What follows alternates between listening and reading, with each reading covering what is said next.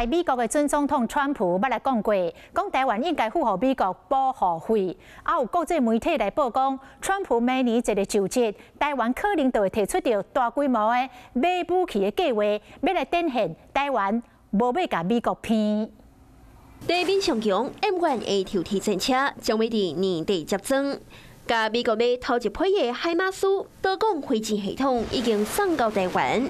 即卖根据路透社报道，台湾真有可能搁要伫美国前总统川普每年就职的初期，大规模甲美国买军事武器，表示台湾毋是要甲美国骗，同时向华府展现自我防卫的决心。川普一当选，统统可以的。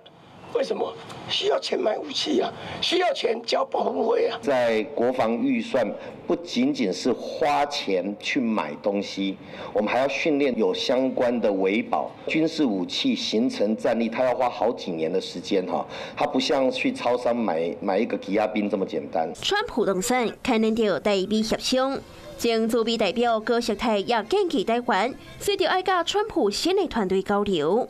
较早台湾拢会派庆贺团参加美国总统的就职，英国大部分拢是派立法院长带团。王金平特别去美国祝贺3摆，也毋过嘛毋是逐摆拢是立法院长带队。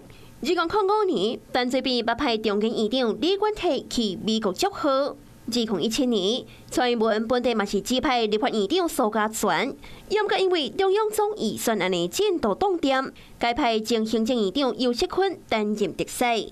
这摆立法院长韩国瑜已经伫面册电话发文章，甲川普祝贺。 那你后一步，敢是要派伊带团访问美国嘞？川普总统毕竟过去在这一段时间也竞选时间也有讲到非常多两岸的关系，但是现在民进党政府应该要做的事情是赶快跟美国的新的这个政府来去做良好的沟通。去美国的庆贺团到底被派上，阁需要总统决定。就希望会当趁这个机会，会当和台美友好关系更进一步。 Hello， 我是林明瑞。想要抢先掌握最及时的新闻资讯吗？赶快订阅、按赞、开启小铃铛，锁定我们华视新闻的 YouTube 频道。